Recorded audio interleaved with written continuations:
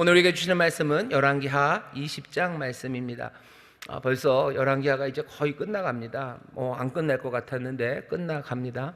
열왕기하 20장 1절부터 21절까지 히스기야 왕의 마지막 이야기입니다. 18장, 19장, 20장 그렇게 히스기야 왕 이야기가요 3장이나 있어요. 근데 오늘은 마지막 20장 이야기입니다. 오늘 말씀 보시면요 20장 1절에 그때에라고 돼 있어요.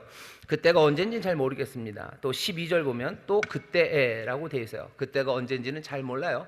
히스기야 왕 때겠죠.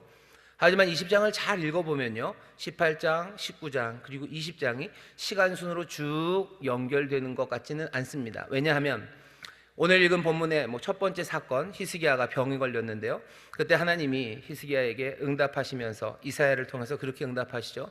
내가 아수르에게서 너를 지켜줄 거다, 보호할 거다라고 얘기를 하셔요. 사실은 19장에서 이미 아수르는 도망갔습니다. 18만 5천이 죽었어요. 18만 5천의 아수르 군대가 죽고 사네립은 자기 집으로 갔다가 거기서 자기 아들 둘에게 암살당하고 죽습니다. 그냥 하나님이 이미 구원하셨어요. 근데 오늘 20장에는 내가 아수르로부터 너를 보호하고 지키겠다라는 얘기가 나와요. 그런 거 보면 여기 지금 우리가 읽은 말씀의 첫 번째 이야기는 순서대로 온 건 아닙니다. 두 번째 이야기, 바벨론에서 사신이 옵니다. 그 이야기도 사실은 순서대로는 아니에요. 왜냐하면 히스기야가 바벨론에서 온 사신들에게 왕궁에 있는 모든 것들을 보여준대요. 모든 부요한 것들을 보여줍니다. 그러면 히스기야의 아버지 때도 아하스 왕 때도요 닥닥 긁어다가 아수르에게 바쳤어요. 아수르에게 바치고 나서 히스기야가 왕이 돼서 아수르에게 좀 안 바치고 뭘 좀 모아놨었는데요. 어쩔 수 없죠. 사네립이 다 쳐들어와서 라기스에서 이제 예루살렘으로 가겠다고 하니까 히스기야가 금, 은 다 박박 긁어다가 사네립에게 바쳤습니다. 그러니 뭐가 있을 리가 없어요. 있을 리가 없는데 뭔가 많다죠. 이야기는 둘 중에 하나일 겁니다. 사네립이 쳐들어오기 전이건 아니면 또 이 두 번째 이야기는 사네립이 물러가고 그랬죠. 아수르가 망하고 그 다음에 또 히스기야가 열심히 뭔가를 해서 뭘 좀 이루어 놓은 시간. 그러니 그때라는 이야기는 이게 사실 시간이 언젠지가 애매합니다. 순서대로는 아니에요. 오늘 그런데 왜 이 순서대로가 아닌 이야기를 20장 여기 히스기야 이야기의 마지막에 붙여놨을까? 지금 여기 열왕기 상하를 통해서 이 선지서가 우리에게 전하고 싶은 메시지가 있기 때문입니다. 하나님이 예루살렘을 어마어마하게 구원해 내셨어요. 이스라엘이라는 북쪽, 유다보다도 훨씬 더 강했던 이 북쪽 이스라엘은 여기 아수르에게요 그냥 처참하게 짓밟혔습니다. 사마리아에서 3년을 버텼지만 버텨내지 못했어요. 그냥 쫄딱 망해서 다 끌려가고 흩어졌죠. 그런데 이 작은 나라 유다는 하나님이 지켜내셨어요.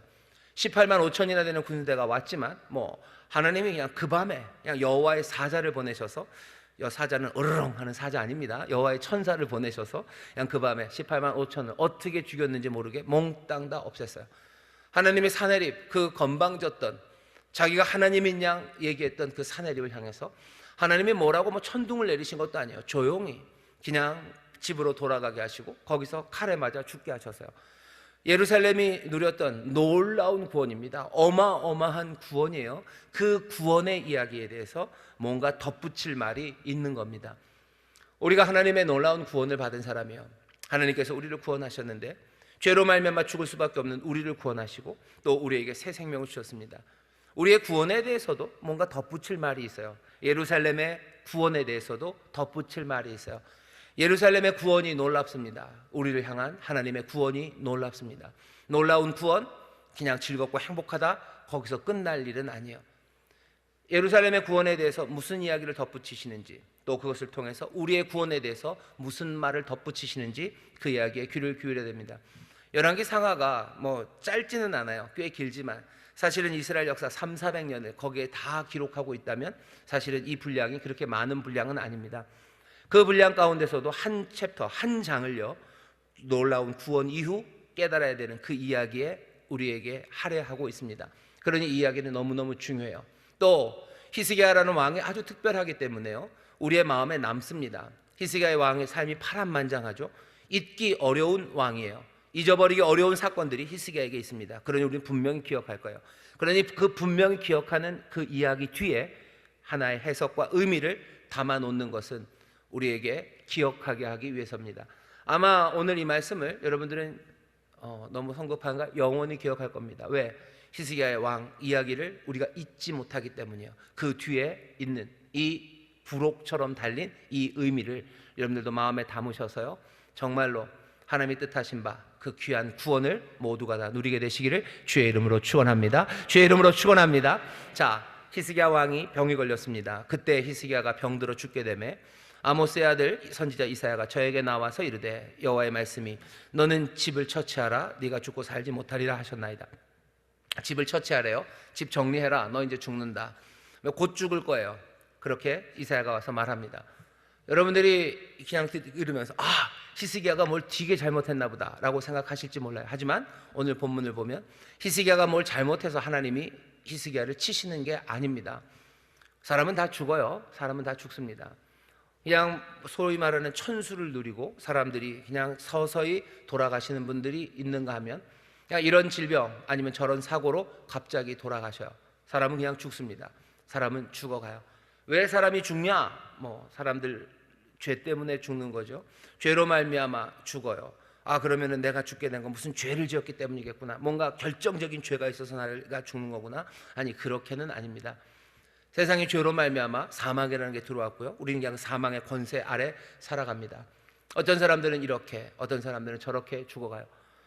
죽음의 가장 큰 이유가 요새는 암이라고 하지만 옛날에는 암이라고 부르진 않았어요. 옛날에는 다 뭘로 돌아가셨죠? 제일 무서운 게 두 가지입니다. 하나는 지병, 그리고 노환이에요. 그렇죠? 지병으로 돌아가시죠. 그리고 노환으로 돌아가셔요. 말이 옛날에 그렇게 말했어요. 근데 지금은 암으로 돌아가셨다고 그걸 알기 때문에 암으로 돌아가셨고, 무슨 암으로 돌아가셨다고 얘기하지? 예전에는 다 그냥 아파서 지병으로 돌아가셨고, 연세 많아서 노환으로 돌아가셨어요. 여기 히스기야도 마찬가지입니다. 히스기야가 뭘 심각한 잘못을 해서 아니요, 그냥 알려주는 거예요. 어쩌면 선물이죠. 이사야를 통해서 하나님이 알려주신 거예요. 히스기야, 너 정리해라. 이제 죽을 때가 됐다. 근데 이 이야기를 듣고 히스기야가 어떻게 합니까? 낯을 벽으로 향하고 여호와께 기도합니다. 히스기야는 죽기가 싫었던 것 같아요. 죽기 좋아하는 사람은 별로 없습니다. 바울은 내가 주와 함께 하는 것, 그래서 내가 죽어서 주와 함께 하는 것, 그것도 좋다고 얘기하지만 여기 히스기야처럼 우리도 죽음이라는 것을 그렇게 반기지는 않아요. 또 히스기야가 이 죽을 병을 걸렸다는 것에 대해서 하나님 앞에 뭔가 나와서 기도해야 된다고 생각하는 건 어쩌면 아주 좋게 생각하면요, 이 정치적인 상황 자체가 만만치 않았기 때문입니다. 북쪽 이스라엘은 망했어요. 아수르라는 제국은 이제 그냥 온통 이 땅들을 피로 물들이며 점점점 압박해 옵니다. 히스기야는 하나님 앞에 진실한 사람이라고 그랬어요. 히스기야는 자기 아버지와 달랐어요. 아버지는 아수르에게 몽땅 다 갖다 바치고 살아남으려고 했지만 히스기야는 아닙니다. 자기가 그 정책을, 외교 정책을, 정치를 그걸 바꿔놨는데 이제 와서 내가 아파서 죽으면 그 다음에 도대체 누가 이 아수르의 이 침범과 그리고 이 민족, 이 유다를 정말로 산당을 취하고 하나님 앞에 나와서 올바르게 살게 하는 것, 이걸 내가 아직 이루지 못했어요. 이거 감당할 사람 없어요. 어쩌면 그래서 가장 좋게 해석하면 그렇습니다. 그냥 죽기 싫어서 죽는 걸 받아들이지 못해서 히스기야가 그렇게 기도한 거 꼭 그건 아닐 겁니다. 지금 내가 죽으면 안 되는 시간이죠. 지금은 하나님 내가 죽으면 안 되는 시간이요. 그러니 죽어야 된다. 이제 너 죽을 거다라는 그 말에 히스기야가 낯을 벽으로 향하고 여호와께 기도하기 시작합니다. 기도하는데 이렇게 기도해요. 여호와여 구하오니 내가 진실과 전심으로 주 앞에 행하며 주의 보시기에 선하게 행한 것을 기억하옵소서 하고 심히 통곡하더라. 기도의 내용은 하나예요. 하나님 기억해 주십시오. 뭘 기억해 달라고요? 내가 진실과 전심으로 주 앞에 행하고 주님 보시기에 선하게 행한 것. 이 이야기는 히스기야가 거짓말하는 건 아닙니다. 18장 앞에서 그랬어요. 히스기야 같은 사람이 없다고 그랬죠. 히스기야처럼 여호와를 의지하는 사람 없었고 히스기야처럼 그렇게 여호와 보시기에 정직하게 행한 사람, 그런 사람 없었다고 이야기를 이미 해놨어요. 여기 오늘 보시면 히스기야가 죽게 됐다는 이야기를 듣고 하나님 내가 잘못했습니다. 회개합니까? 회개하지 않아요. 회개하지 않습니다. 이런 뻔뻔한 사람, 잘못한 게 있었을 텐데 하나님이 우리가 하나님 앞에 나올 때 늘 뭔가 회개를 해야 되고 뭘 잘못한 걸 알아야 하나님이 우리에게 들어주시고, 그런 태도는 조금 이상합니다. 조금 이상해요. 여기 눈물 흘리지 않습니까? 눈물이 꼭 회개의 눈물만은 아니에요. 왜 히스기야가 눈물을 흘리겠습니까? 절실함이죠. 지금 죽으면 안 될 것 같은 거예요. 그러니 눈물 흘립니다. 여러분들 이게 무슨 얘기인지 아실 거예요. 어린 자녀들이 있고요. 뭐 집안에 여러 가지 버려놓은 일들 많아요. 그래서 해결해야 될 거 많은데 가장이 덜컥 사형 선고를 받았어요. 덜컥 아파서 이제 얼마 못 삽니다. 한 달, 두 달. 젊은 아빠는 어떻게 할 것 같으셔요? 내가 뭘 잘못해서? 아니요, 그냥 눈물이 주르르르 나는 겁니다. 그냥 절실한 거죠. 간절한 거죠. 지금 히스기야는 심히 통곡합니다. 벽을 보고 통곡하는 거. 하나님 이러시면 안 되는 것 같은 거예요. 절실함, 간절함으로 지금 통곡하는 거지 회개의 눈물은 아닙니다. 그 대신 그렇게 얘기하죠. 내가 진실과 전심으로 주 앞에 행하고 주 보시기에 선하게 행한 것을 주님 기억해 달래요. 히스기야의 이 말을 듣고서 우리가 이 사람 바보 같은 사람, 어떻게 사람이 하나님 앞에 성실하게 행할 수 있을까? 사람은 하나님 앞에 성실하게 행할 수가 없어 라고 생각하신다면 여러분 그 생각은 아예 뽑아 버리셔요. 우리가 하나님 앞에 성실하고 정직하게 행할 수 있습니다. 우리는 무슨 마음, 심리의 문제를 말하는 게 아니에요.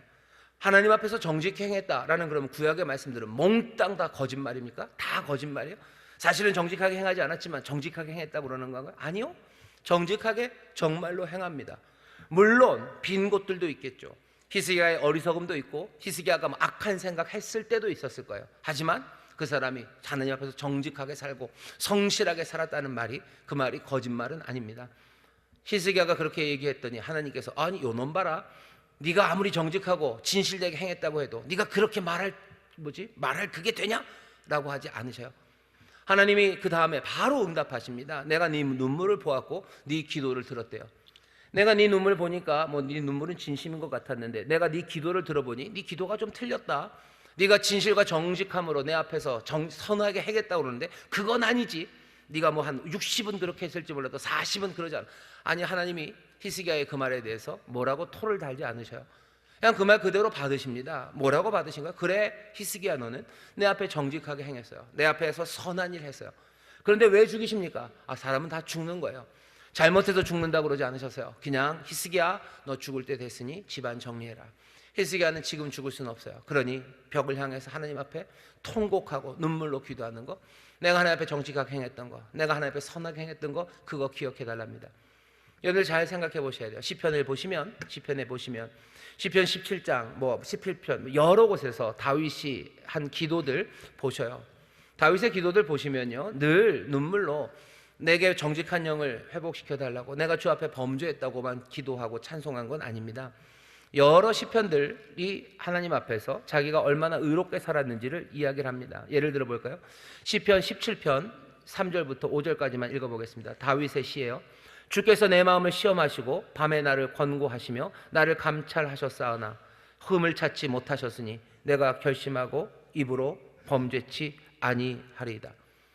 주님이 나를 다 살펴보셨대요. 주님이 나를 시험하시고 나를 살펴보셨고 하지만 흠을 찾지 못하셨으니 내가 결심하고 입으로 범죄치 아니하리이다. 사람의 행사로 논하면 나는 주의 입술의 말씀을 쫓아 스스로 삼가서 강포한 자의 길에 행치 아니하였사오며 나의 걸음이 주의 길을 굳게 지키고 실족치 아니하였나이다. 내가 하나님의 말씀대로 살았다고 다윗이 얘기하는 거야. 그렇게 찬송하는 거야. 하나님이 그 말 듣고 아니, 사람이 어떻게 하나님의 길을 따라 정직하게 행할 수 있어? 거짓말쟁이, 너는 겸손하지 못하구나. 하나님 그렇게 얘기하지 않으십니다. 그렇게 얘기하지 않으셔요. 이건 구약이라 그런 것 아닙니까? 신약에 오면은 그렇지 않은 거 아닙니까? 신약에 바울이 우리가 의인은 하나도 없다, 다 죄인이다 라고 말하지만 바울이 하나님 앞에 눈물로 기도하면서도 계속해서 권하는 건 뭐예요? 의의 길을 걸어가라고, 하나님 앞에서 정직하게 행하라고. 바울만 그럽니까? 예수님도 그러시죠. 정직하게 걸으라고, 하나님 앞에서 선한 길 걸으라고, 하나님의 자녀답게 살라고 그렇게 말씀하셔. 그런데 거기에다 대고 아니요, 어차피 사람은 하나님의 뜻대로 살지 못합니다, 우리는 정직하게 행할 수 없습니다 라고 말하는 것, 그건 도대체 뭔가 도망가려고 핑계거리 하나를 잡은 거 아닙니까? 어차피 사람은 잘 못하는 겁니다 라는 그 얘기 하려고 그거 하나 붙잡고 그냥 늘 나는 회개하고 눈물 흘리고 나 그냥 그 길로 살 거라고. 어차피 우리는 안 되니까, 어차피 안 될 거에 대해서 하나님 우리가 말씀하셨을 리가 없어요. 우리는 의의 길 갈 수 있습니다. 선하게 살 수 있습니다. 선하게 살 수 있습니다. 거기서부터 시작하는 거예요. 그러다 넘어지면 내가 눈물 흘리고 하나님 앞에 도우심을 구하겠으나 하나님께서 우리에게 보이신 생명의 길이 갈 수 없는 길을 가라고 우리를 부르신 게 아니에요. 이스라엘 향해서 하나님이 내가 거룩하니 너희도 거룩하라 라고 말씀하셨을 때 어차피 너네들은 못 되지만 한번 해봐라 라고 하신 것 아니에요. 정말로 거룩한 길 갈 수 있지만 이스라엘이 그들이 실패한 거죠. 그들이 실패했기 때문에 하나님께서 슬퍼하시고 또 그래서 얻어맞은 거지, 가지 못할 길을 가라고 하신 게 아니에요. 어떻게 하나님이 거룩한 것처럼 우리가 거룩할 수 있습니까?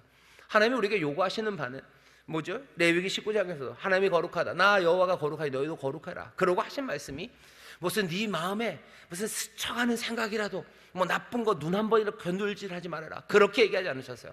뭐 얘기하셔요? 안식일 거룩하게 지켜라. 이게 안식일 거룩하게 지키고 내 부모 공경하라. 거룩에 대해서 그렇게 말씀하셔요. 안식일을 거룩하게 지키기 위해서 해야 되는 건 뭐죠? 너 그 안식일이 오면 너 일하지 말고, 네 집에서 일하는 사람들 일 시키지 말고, 네 집에 있는 다른 짐승들도 일 시키지 말고 안식일 지켜라. 그게 그렇게 못할 일입니까?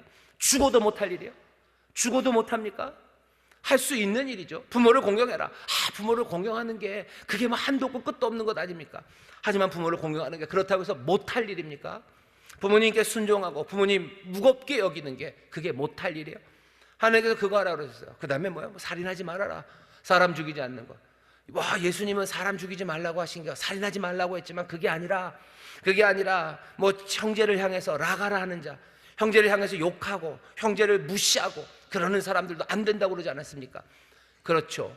그러니 어떻게 하면 돼요? 형제에게 욕하지 말라는 얘기지. 어차피 예수님 말씀은 못 알아들을 거고 우리가 순종하지 못할 거니까 그렇게 살 수 없을 거라고? 예수님이 산상수훈에서 하시는 말씀들은 우리가 할 수 없을 거를 지금 주신 겁니까? 아니요. 그 길로 가라고 주신 거예요. 갈 수 있습니까? 갈 수 있습니다. 하지만 넘어질 수도 있습니다. 하지만 하나님이 또 우리 주님이 가지 못할 길을 주신 건 아니에요. 히스기야가 하는 기도를 잘 들어보세요. 오늘 이 말씀이 왜 우리에게 중요한지 아십니까? 이 이야기는 바벨론에 있는 사람들이 앉아서 듣는 거예요. 절망의 시간입니다. 히스기야는 지금 아수르라는 어마어마한 적 앞에서 내가 지금 버티고 뭔가 왕으로서 해야 돼요. 왕으로서의 책임을 감당해야 되는데 이제 덜컥 죽게 됐습니다. 절망적인 어려움, 거기다 죽음이라는 어려움 그냥 겹치기로 임했어요. 이제 어떻게 합니까? 여기서 누가 나를 구합니까? 구하는 게 뭐예요? 하나님 앞에 기도하는 거예요. 하나님 앞에 눈물로 기도합니다. 그리고 히스기야가 뭐라고요? 내가 하나님 앞에서 정직하고 내가 선하게 행했어요. 선하게 행하니가 하나님 앞에 기도합니다. 바벨론에 앉은 사람들에게 주는 메시지는 뭐예요? 너희들 기도해라. 하나님 앞에 눈물로 기도해라. 그리고 앞에 있는 히스기야, 너 거기서 히스기야가 정말로 절망적인 상황이고 아버지가 그랬을지라도 히스기야는 하나님 앞에서 정직하게 행하고 할 수 있는 한 모든 산당을 다 없앴어요? 아니, 모든 산당을 다 없애진 못했어요. 하지만 산당들을 없애고 하나하나 부수고 또 그 노뱀을 느우스단이라고 말하면 이거 아니다 라고 말하며 저 좋은 길 가기 위해서 하나님 앞에 정직하게 행했어요. 바벨론에 있는 사람들아, 너희들 어떻게 하려는 거야? 히스기야 봐라. 어떻게 구원이 임하나 봐라. 절망의 상황에서 구원이 임하는 거 기도예요. 그리고 또 그 앞에 뭡니까? 선한 일 행했다는 그 이야기를 하는 거지. 절망의 상황에 기도만 하는 거다. 아니요, 그렇게 되면 이야기가 몽땅 다 이상해집니다. 그 앞에 히스기야가 한 기도는 뭐예요? 기도는 그냥 엉망으로 기도한 거예요. 하나님 앞에서 의롭고 선하게 걷지도 않은 사람, 아니 선하게 걸었다고 해도 이렇게 말할 수 없는데 어떻게 이렇게 말합니까? 이야기를 복잡하게 꼬지 마세요. 오늘 말씀은 아주 분명합니다. 절망의 상황에서 구원이 어떻게 임합니까? 여기 눈물의 기도와 그리고 선한 삶이에요. 하나님의 말씀대로 정직하게 살고 그리고 기도하는 그곳에 뭐요? 하나님의 구원이 임합니다. 자동은 아니에요. 하나님께서 은혜를 베푸시고 그럴 만한 하나님의 능력이 있으셔야 하는데 염려하지 마십시오. 하나님 은혜 베푸시는 것에 주저함이 없으셔요. 하나님의 능력에 한이 없으셔요. 능력과 은혜의 하나님이 여기 기도하고 말씀대로 살아가는 이들을 구원하시는 것 여러분들 믿으시기를 주의 이름으로 축원합니다. 바벨론 사람에게 전하는 거예요. 우리에게 전해요. 우리에게도 절망의 상황이 얼마나 많은지 몰라요. 엎친 데 겹치죠. 설상가상입니다. 설상가상으로 우리가 살아가요. 설상가상할 때마다 참 왜 그게 떠오르는지 모르는데 설상가상을 다른 말로 바꾸면요 설사가 또입니다. 설상가상이에요. 우리에게 설상가상의 문제들이 생깁니다. 대한민국에 문제들이 참 많죠. 경제적인 문제, 게다가 이제 오물, 풍선 본댄다고 하고 또 여러 가지 성적인 문제들, 게다가 마약의 문제들, 보이스피싱, 온갖 것들이 그냥 설상가상으로 대한민국에 닥칠 뿐 아니라 우리의 삶도 마찬가지예요. 그냥 가정의 문제가 생기는가 하면 건강의 문제도 겹치고 게다가 멀쩡하게 괜찮았던 내 자녀들도 뭔가 문제 생기고, 잘 지냈던 친척들 그냥 뭐 돌아가셨다는 이야기 들리고, 계속해서 절망의 상황들, 아픔들이 우리 가운데 옵니다. 우리는 어떻게 해야지 하나님의 구원을 누립니까? 구원의 방법에 대해서 얘기하는 거예요. 여기 눈물의 기도가 있어요. 하나님, 나를 도우셔야 돼요. 하나님, 이러시면 안 됩니다. 하나님, 이러시면 안 됩니다. 눈물로 통곡하는 기도. 그리고 그 앞에는 뭐예요? 하나님의 말씀대로 내가 선한 길, 내가 하나님의 인도하심 따라, 주의 말씀 따라 살았다는 내 삶들, 그것이 우리로 하여금 하나님의 구원을 누리게 합니다. 예수 믿고 구원 얻은 사람들 마찬가지예요. 예루살렘의 그 어마어마한 구원 이후에, 그 어마어마한 구원, 예루살렘의 구원을 히스기야가 받았어요. 그러니 뭐 다 됩니까? 아니죠. 어마어마한 구원 그 뒤에 갖다 붙여놓는 거예요. 구원은 어떻게 임합니까? 여기 성실하고 신실한 순종과, 그리고 여기 눈물의 기도가 하나님의 능력과 그 귀하신 은혜로 인하여 우리에게 구원을 가져다 줍니다. 예수 그리스도 그 십자가 죽으심과 부활하심으로, 그것을 믿음으로 우리가 구원을 얻었어요. 어마어마한 구원을 우리가 받았습니다. 우리의 삶에 또 어려움이 옵니까? 어떻게 구원이 임합니까? 여기 하나님이 한번 예루살렘에서 그랬으니 여기 모든 문제가 다 사라져요? 아니, 하나님 말씀대로 순종하고 눈물의 기도, 거기에 귀하신 그 주의 능력과 그 긍휼을 여기시는 은혜가 우리를 구원합니다. 예수 믿고 구원받으신 여러분들, 절망과 그리고 어려움이 다가올 겁니다. 통곡으로 눈물로 기도하셔. 그것만은 아니에요. 앞에 히스기야가 한 기도의 내용을 들으셔요. 내가 하나님 앞에 정직하게 행하고 내가 주의 일 걸었습니다. 주님, 나를 기억해 달라고. 내가 하나님의 말씀대로 살아가고 내가 눈물로 기도할 때 하나님의 능력과 그 은혜가 우리에게 구원을 가져다 주는 줄 믿습니다. 구원은 어떻게 가져다 줘요? 어떻게 보면 놀랍고 어떻게 보면 아주 뻔뻔하게 구원이 옵니다. 구원이 굉장히 뻔뻔하게 와요. 우리가 하나님 앞에 구원을 위해서 기도할 때도 조금은 뻔뻔하게 기도를 하죠. 히스기야도 알 겁니다. 자기가 뭐 완벽하지 않은 것 알아요. 하지만 그래도 내가 하나님 앞에 정직하게 살았고 하나님 앞에 진실하게 살았다고 제발 기억해 달라고 기도하죠. 하나님의 구원도 그렇게 옵니다. 왠지 아셔요?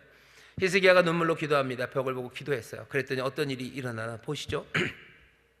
4절입니다. 이사야가 성읍 가운데까지도 이르기 전에 여호와의 말씀이 저에게 임하여 가라사대.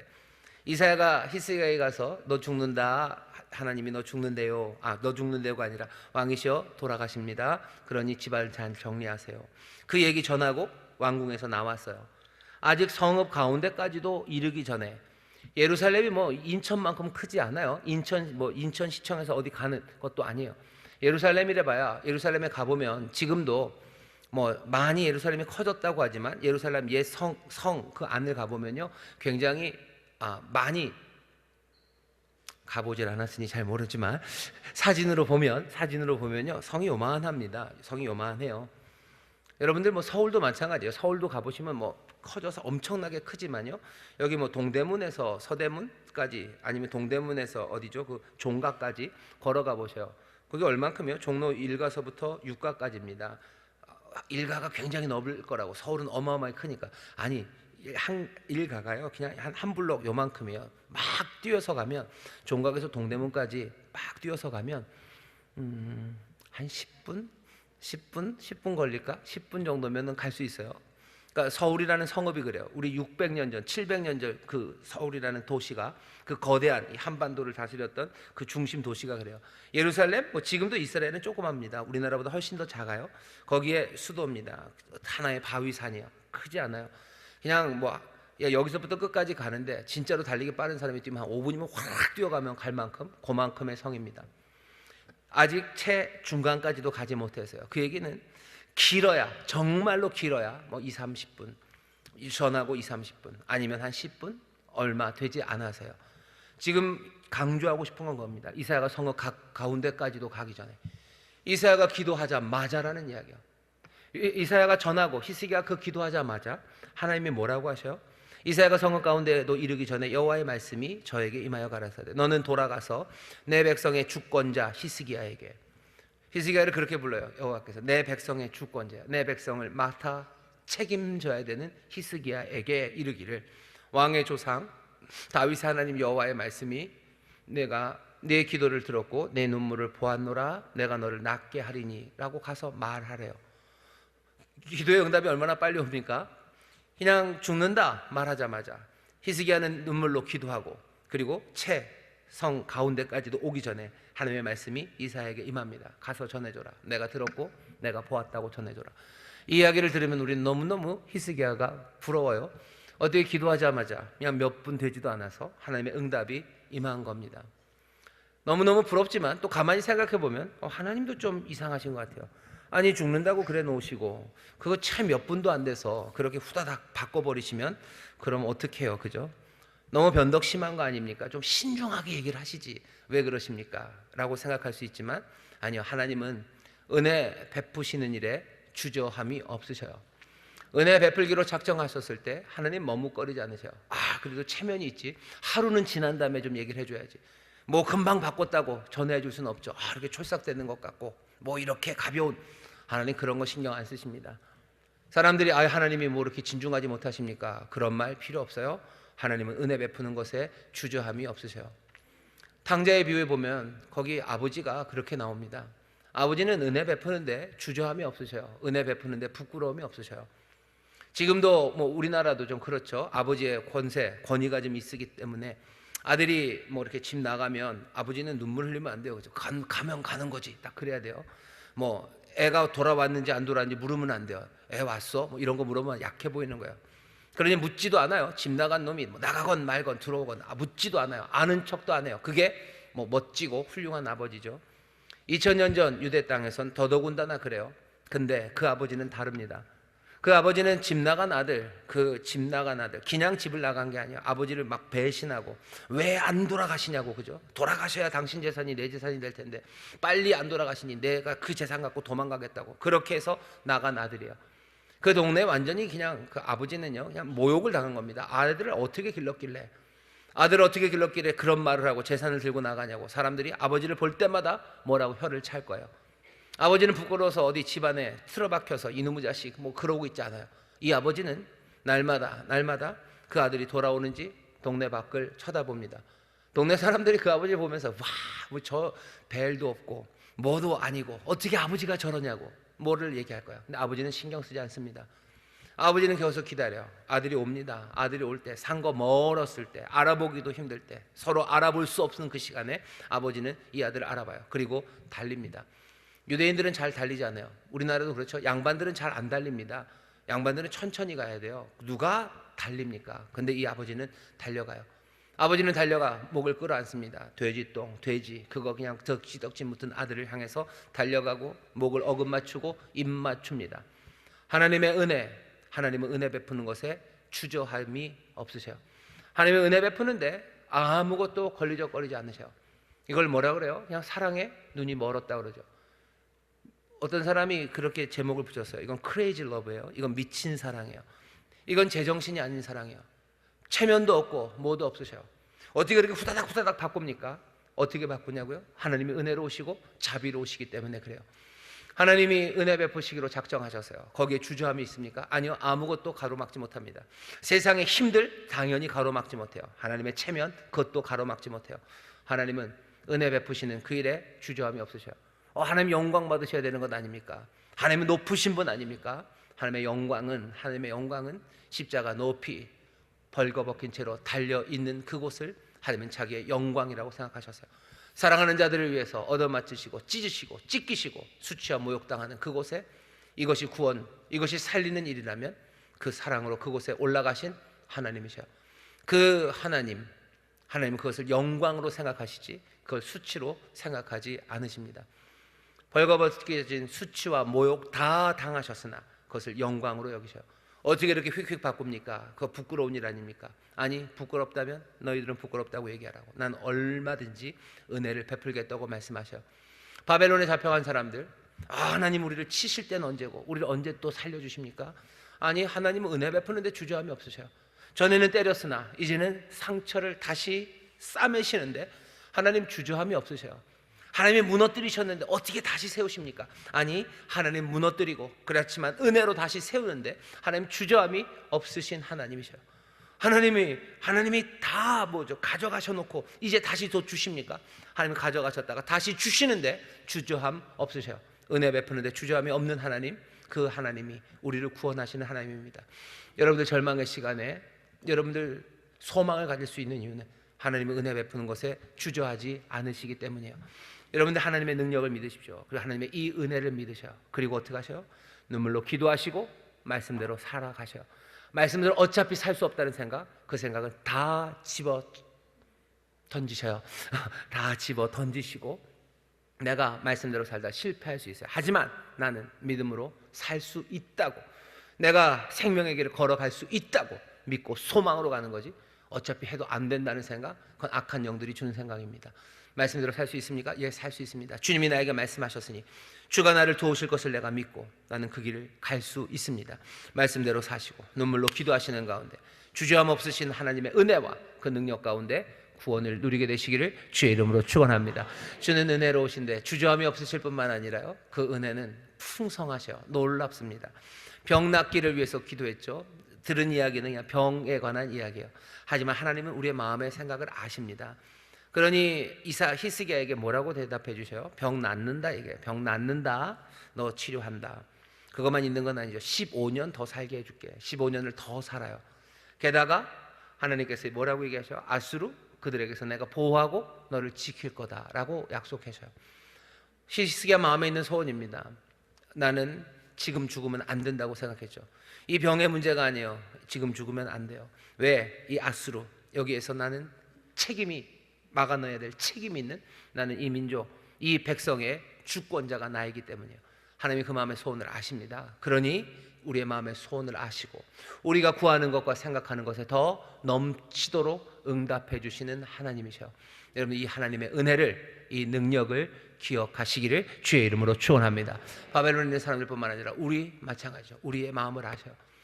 하나님 말씀대로 살아가고 기도할 가운데 하나님의 구원의 능력과 은혜가 우리 가운데 역사하면 우리가 구하는 것에 더 넘치도록 놀랍게 하나님께서 우리를 구원해 주십니다. 여러분 이 말씀을 놓치지 마셔. 이게 우리에게 주시는 약속의 말씀입니다. 세상은 다른 이야기들 할 거예요. 다른 이야기들은 귀 닫으셔도 돼요. 내가 사모하는 말씀이요, 내가 붙잡아야 되는 말씀이요, 이 말씀이 나의 생명입니다. 여러분 이 말씀 안에 거하시기를 주의 이름으로 축원합니다. 이 말씀이 여러분들 안에 거하시기를 주의 이름으로 축원합니다. 나는 이 말씀 안에서 살아요. 넘치게 주신다는 말씀 안에서 사는 거지.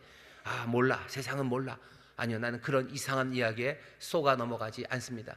그런 세상의 이야기에서 나와 어디로? 주의 말씀 안으로 들어오는 이들이 복이 있습니다. 거기에 영생의 복이 넘치게 될 줄 믿습니다. 그 다음 이야기는 놀라워요. 이제 치료하시는데 히스기야가 요구를 해요. 표적을 좀 보여달래요. 표적, 3일 안에 난다는 표적이 있습니까? 표적을 보여주는데 사람들은 그렇게 얘기해요. 하나님 말씀을 들었으면 그냥 된 거지, 왜 표적을 구하는? 히스기야 진짜 이상한 사람이네. 여기 이사야가 히스기야가 표적을 보여달라는 말에 왕이시여 무슨 믿음이 없어서 그러지 않으셔요. 그러지 않아요. 표적을 줍니다. 그럼 우리도 그래도 됩니까? 예, 우리도 그래도 됩니다. 하나님의 응답은 늘 표적과 함께 와요. 여러분 눈이 반짝반짝 거리시는데요, 표적이 함께 옵니다. 한번 이것부터 보시죠. 이 표적은 어떻게 오는지 한번 보세요. 표적을 주는데 병이 낫는다는 표적을 보여주려면 저기 매화꽃 세 송이가 하늘에 살랑 떨어지고 그런 것도 괜찮을 것 같아요. 근데 병을 낫게 해주신다고 그러시더니 표적을 보여준다는 건 어마어마해요. 그림자를 뒤로 물리겠대요. 그림자가 여러분들 어느 쪽으로 움직이는지 아십니까? 해는 동쪽에서 떠서 서쪽으로 가요. 그러니 그림자는 서쪽에서 동쪽으로 움직이겠죠. 이렇게 움직여갑니다. 시간이 지나면서 움직여가요. 이사야가 어마어마한 얘기를 해요. 이 그림자를 앞으로 10도를 가게 할까? 뒤로 10도를 가게 할까? 히스기야도 머리는 좋아요. 해는 계속 동에서 서로 지니까 그림자는 계속 이렇게 서에서 동으로 앞으로 나가겠죠. 앞으로 10도 가는 건 그건 좀 아니에요. 괜히 나를 속일 수도 있을 것 같아요. 일각이 여삼추라고, 봐라 좀만 기다려 그러면 여기 근거 놓은 곳에서 10도를 가겠죠. 그러니까 어떻게 한 거예요? 아니 앞으로 가는 건 의미 없다고, 뒤로 가게 해달라고. 이건 어떻게 해도 뒤로는 안 가요. 절대로 안 가요. 일각이 여삼추 그래서 어느덧 갔다, 그것도 말도 안 통해요. 그래서 얘가 뒤로 물려달래요. 뒤로 10도. 거기에 대해서 어떻게 하나 보십시오. 9절입니다. 이사야가 가로되 여호와의 하신 말씀을 응하게 하실 일에 대하여 여호와께로서 왕에게 한 징조가 임하리이다. 해 그림자가 10도를 나아갈 것이니까 혹 10도를 물러갈 것이니까. 히스기야가 대답하되 그림자가 10도를 나아가기는 쉬우니 그리할 것이 아니라 10도가 물러갈 것이니이다. 선지자 이사야가 여호와께 간구하며 아하스의 일용표 위에 나아갔던 해 그림자로 10도를 물러가게 하셨더라. 그리고 더 말은 없어요. 와, 뭐 이런 것도 필요 없습니다. 아무 일도 아닌 것처럼 그냥 그렇게 얘기해요. 간구하며 하나님이 그림자를 10도를 뒤로 물리셨어요. 더 말할 필요는 없어요. 그냥 와 하는 건 누가 읽는 우리가 와 하면 돼요. 여기 써놓을 필요도 없어요. 하나님은 아무렇지도 않은 것이냐 해 그림자를 뒤로, 다시 말하면 해를 뒤로 빠꾸하신 거예요. 해는 늘 노빠꾸인 줄 알았는데 아니에요, 빠꾸예요. 사람들은 그래, 어떻게 이렇게 이런 일이, 어떻게 그 우주에 해가 어떻게 뒤로 가냐. 그렇게 하면 18만 5천이 어떻게 죽었는지도 안 알려줘요. 해 그림자가 뒤로 10도 어떻게 물렸는지 우리에게 안 알려주십니다. 그 유명한 말이 있죠. 안 알려줌이에요. 안 알려줌. 안 알려줌. 안 알려주셔요. 그냥 우리에게 보여주실 뿐이에요. 10도를 뒤로 물러가게 하셨어요.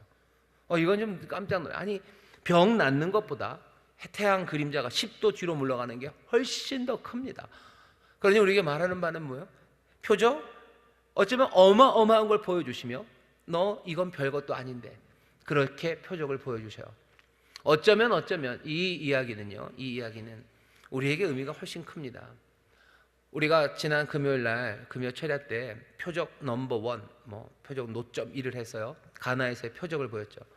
요한복음을 보면 요한이 계속해서 표적을 하나씩 가져다 놓습니다. 그러면서 뭐 하는 거예요? 제일 마지막에 요한복음 끝에 이것을 기록한 이유는 다른 이유 아니에요. 예수님이 정말로 하나님의 아들이심과 그 그리스도이심을 믿게 하려고, 믿고 생명을 얻게 하기 위해서 이 표적들을 기록해 놨어요. 내 삶에 표적이 하나 왔으면 좋겠어요. 내가 기도하면 하늘에서 뭐라도 떨어지고, 그것도 아니면 형광등이라도 3번 깜빡깜빡 337로 몇 번 깜빡거리면 내 삶에 하겠구나, 하나님이 응답하시나 보다 라는 표적. 내가 구한 것과 형광등 337로 깜빡거리는 것, 그 사이에 뭔가 표적의 연관이 있기를 바라죠. 하지만 우리가 바라보는 표적은, 우리에게 주시는 표적은요, 그것보다 훨씬 더 거대한 표적입니다. 우리에게 주어진 표적은 요한복음에 나와요. 가나의 혼인잔치, 38년 된 병자가 베데스다에서 일어나게 되는 것. 하지만 결국은 십자가, 그 위에 서신 말씀이 육시 되신 그분, 부활하심으로 이제 우리에게 성령을 주시며 우리를 보내시는 그분, 우리에겐 그 표적이 있는 사람들이에요. 주님의 부활을 우리는 믿습니다. 이 표적이요, 이 표적 앞에 우리의 간구들, 어쩌면 우리의 소원들, 도우심을 구하는 우리의 부르짖음들, 이 모든 것들은 이 표적 앞에 아무것도 아니에요. 근데 그건 지금 당장 일어나는 일이 아니지 않습니까? 내가 기도할 때 바로 탁 왔으면 좋겠는데요. 성령께서 우리를 정말로 이 표적 앞으로 이끌어 가셔요. 내가 기도하는 가운데 하나님의 은혜 앞에, 십자가 그 귀하신 사랑과 그리고 그 부활의 능력 앞에 우리를 가져다 놓으십니다. 은혜와 그 능력 앞에 우리가 가면 우리는 그 표적을 보는 겁니다. 표적은 사인이에요. 늘 봅니다. 보여요.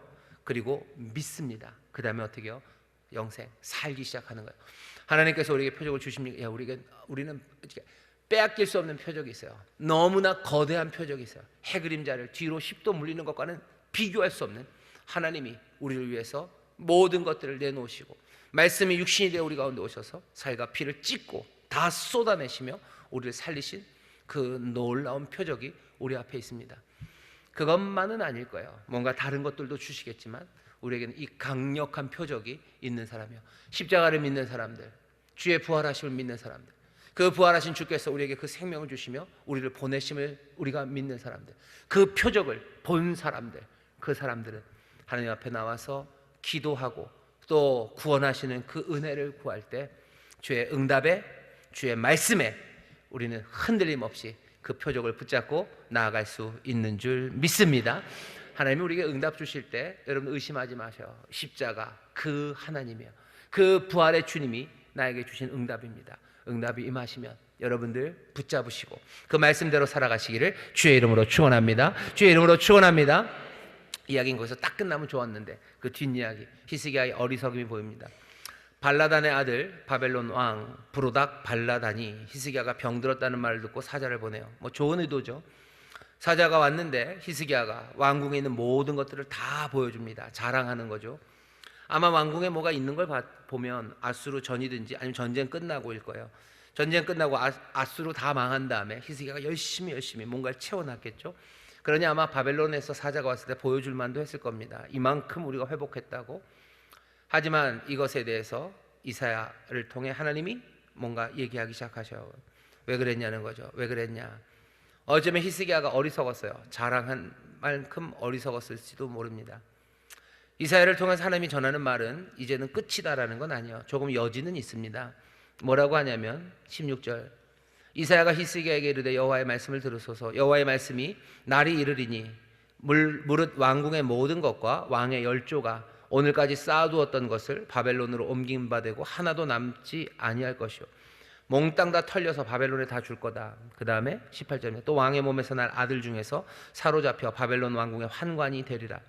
분명히 안 좋은 상황이지만 그렇다고 해서 완전히 패배하고 몽땅 다 폐허가 돼서 다 포로로 끌려가는 그 멸망의 사건, 딱 그 얘기는 아닌 것처럼 보입니다.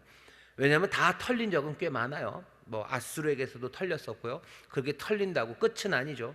왕의 아들 중에 누군가가 잡혀가는 거, 그렇다고 해서 나라가 끝장나는 건 아닙니다. 이사야를 통해서 하나님이 히스기야에게 전해진 이야기가 정말로 우리가 아는 그 바벨론에 의해서 완전히 초토화된 그 멸망의 시간은 아닌 것처럼 보여요. 하지만 우리는 알죠. 나중에 그렇게 될 겁니다. 하지만 지금은 아니에요. 히스기야 때 하나님이 그렇게 하지 않으셨어요. 그건 뭐죠? 아직은 여지가 남겨져 있습니다. 하나님이 히스기야에게 여전히 여지를 남겨주셨네. 하나님이 유다에 여전히 여지를 남겨주셨어요. 하나님이 그냥 멸망시키려고 작정하신 분이 아니라는 거예요. 하나님은 우리를 망하게 하고 싶어 하지 않으셔요. 하나님은 우리에게 늘 은혜를 베풀기를 원하시고 생명의 길로 우리가 나아가기를 원하시는 분이셔요. 바벨론 그 이름, 모든 것, 뭐 이런 분위기, 뭔가 어둠이 밀려오기 시작합니다. 우리는 이 이야기를 알기 때문이에요. 하지만 모른다고 생각해 보면 뭔가 위험하다라는 느낌이 여기에 있습니다. 이 이야기를 듣고 히스기야가요 그냥 알아듣겠답니다. 히스기야가 이사야에게 이르되 당신의 전한 바 여호와의 말씀이 선합니다. 여호와의 말씀은 선합니다. 또 가로되 만일 나의 사는 날에 태평과 진실이 있을진데 어찌 선하지 아니하리요. 내 때는 아니고 나중에 때 그런 일이 일어나면 뭐 상관없죠. 내 아들이 가서 환관이 되는 거지 뭐 내가 가서 되는 건 아니니까 괜찮습니다. 그렇게 얘기할 건 아니고 그냥 히스기야는 어쩌면 그 슬픈 이야기, 자기의 어리석음에 대한 하나님의 심판, 판단에 대해서 히스기야는 그냥 선한 말씀으로 받아들이는 것 같아요. 내가 잘못했죠. 왜? 히스기야는 여호와 앞에서 정직하게 행하는 사람이기 때문에 그렇습니다. 여기 있는 두 번째 사건, 이 히스기야의 어리석음을 보시면 가슴 아프죠. 가슴 아프죠. 히스기야의 어리석음이 그렇게 안 좋은 상황을 만들어 갈 겁니다. 히스기야의 어리석음만은 아닐 거예요. 유다의 어리석음이 사람들을 점점점 더 어려운 상황으로 만들어 갈 거예요. 왜 이 이야기를 들려줍니까? 사네립의 손에서 건지셨어요. 그러니 이제 그 구원이 영원히 예루살렘은 무너지지 않는다는 걸 말합니까? 그건 아니에요. 여전히 위험은 잔존해 있습니다. 사네립의 18만 5천을 하나님께서 여호와의 사자를 통해서 다 해결하셨으니 이제 예루살렘은 영원히 평강을 누립니까? 아니요, 그건 아닙니다. 오늘 설교의 제목이에요. 분명히 구원의 역사를 일으키셔요. 하지만 늘 그럴 거라고 당연시 할 수는 없습니다. 하나님의 구원이 당연합니까? 아니요, 당연하지 않습니다. 당연하지 않아요. 당연하지 않아요. 우리 요즘 많이 부르는 찬양이에요. 뭐 당연하지 않은 것. 그게 당연하지 않습니다. 은혜는 당연한 게 아니에요. 구원은 당연하지 않아요. 하나님이 그렇게 살려주시니 뭐 완전 안전하다 우린. 아니요, 그렇지 않아요. 예수님 믿고 우리가 구원받았어요. 그러니 우리는 이제 완전히 안전합니까? 우리는 영원히 문제 없습니까? 여러분 그렇게 말하는 사람들에 대해서 조심하셔요. 뭐 소위 말하는 이상한 이단들, 예수님 한번 믿었으면 우리는 이제 뭘 해도 구원받는데요. 무슨 예수 믿는 게 해병대가 되는 건 아니잖아요. 예수 믿었으니까 한번 우리를 구원하셨으니 이제 그 구원은 변치 않을 거다. 그렇게 얘기하는 건 아닙니다. 여기 히스기야를 보셔요. 그리고 예루살렘을 보셔요.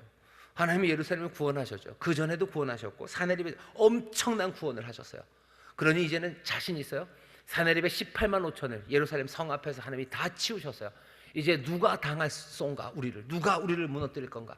예루살렘은 영원히 안전하고 우리는 영원히 구원받는 사람들이라고 그렇게 말하는 이 사람들에게 그림자들을 던지는 거예요. 아니, 그건 아니지. 그건 아니지. 오늘 이 말씀, 어떻게 하면 하나님이 우리를 구원하시는지에 대한 아주 소망찬 말씀, 그 뒤에 그렇다고 모든 것들을 확신하지 말라는 흔들어 놓는 이야기를 히스기야의 이야기 뒤에다 가져다 붙여놔요. 오늘 이야기는 어쩌면 우리를요, 아 그래, 은혜와 능력 앞에 내가 어떻게 살아야 될지 하는 아주 단단한 결심, 기쁨으로 결단하게 만들고요. 그리고 또 하나 뭐요? 조금은 떨리는 마음으로 주를 향해, 내 마음이 주를 향하기를 떨리는 마음으로 주를 바라보게 만듭니다. 든든한 마음 그리고 떨리는 마음, 이 두 가지를 히스기야의 구원의 이야기 뒤에다 가져다 놓는 거예요. 예수 믿는 사람들은 어떻게 삽니까? 그리스도를 경외함으로 살아요. 주님을 두려워함으로 살아요. 이 두려움은 공포에 질려서, 폭군의 앞에 공포에 질려서 살아가는 게 아니에요. 우리가 폭군과 살아가는 거 아닙니다. 은혜의 주님과 살아가요. 그러니 단단하게 삽니다. 든든한 믿음으로 섭니다. 하지만 동시에 내가 주를 경외하며 두려워하는 마음으로 살아가는 거예요. 그게 구원받은 사람들의 삶의 모습입니다. 여기 하나님의 구원을 누리시는 분들이 있으셔요. 아픔과 어려움이, 절망이, 내가 감당해야 되는데 설상가상으로 여러 가지 문제가 다가올 때 여러분들 눈물로 기도하셔요. 그리고 어떻게? 말씀대로 살아가는 삶, 그 삶 가운데 눈물로 기도하십시오. 하나님의 정말로 주저하지 않으시는 은혜와 넘치게 채우시는 그 은혜와 능력이 우리를 구원하십니다. 이 구원에 대한 확신 붙잡으시고, 하지만 이 구원이 당연한 건 아니에요. 나는 떨리는 마음으로 주 앞에 갑니다. 의심은 아니에요. 의심하지는 않아요. 하지만 떨리는 마음이죠. 왜? 여전히 내 삶에 부족한 것들이 많은 것 알고, 여전히 하나님은 하나님이시고 나는 인생이기 때문에 그래요. 나와 하나님이 같을 수가 없어요. 내가 모르는 것 많고 내가 연약한 것 많으니 나는 주님 앞에 떨리는 마음으로 나가는 겁니다. 내가 히스기야처럼 정직하게 행하고 눈물로 기도할 수 있으나 또 때로는 히스기야처럼 어리석은 짓 할 수 있는 사람임을 내가 알아요.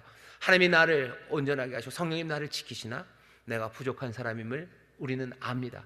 그러니 떨리는 마음으로 주님 앞에 나아가는 겁니다. 당연하게 생각하지 마셔요. 믿음으로 구하시고 하나님께서 은혜를 누리십시오. 떨리는 마음으로 주님 앞에 나아가십시오. 그때 하나님의 구원이 또 긍휼히 여기시는 사랑이 우리와 함께 하실 줄 믿습니다. 함께 하실 줄 믿습니다. 기도하겠습니다. 하나님, 우리에게 행하시는 놀라운 구원을 히스기야가 누렸던 것처럼 우리도 십자가 그 구원의 주님 안에서 이 구원을 얻은 사람들입니다. 주여, 이 구원에 대하여 우리에게 전하실 바가 있어 오늘 이 말씀을 주시니 다시 한번 말씀대로 살아가며 또한 눈물의 기도로 주님 주시는 구원을 받아 누리는 아버지 안에 그 놀라운 은혜 안에 살아가는 우리 모두가 되게 하여 주옵시고, 또 우리의 연약함을, 우리의 무지함을, 우리의 어리석음을 우리가 아오니 떨리는 마음으로, 아버지 두려워하는 마음으로 주를 향해 나아가는 구원받은 백성들 되게 하여 주옵소서. 주께서 우리에게 약속하신 바를 이루실 줄 믿습니다. 믿음으로, 소망으로, 주를 경외함으로 이 모든 것들을 받아 누리는 우리 모두, 또 이 기적을 보고 증거하는 우리의 삶이 되게 하여 주옵소서. 감사드리며 예수님 이름으로 기도하옵나이다. 아멘.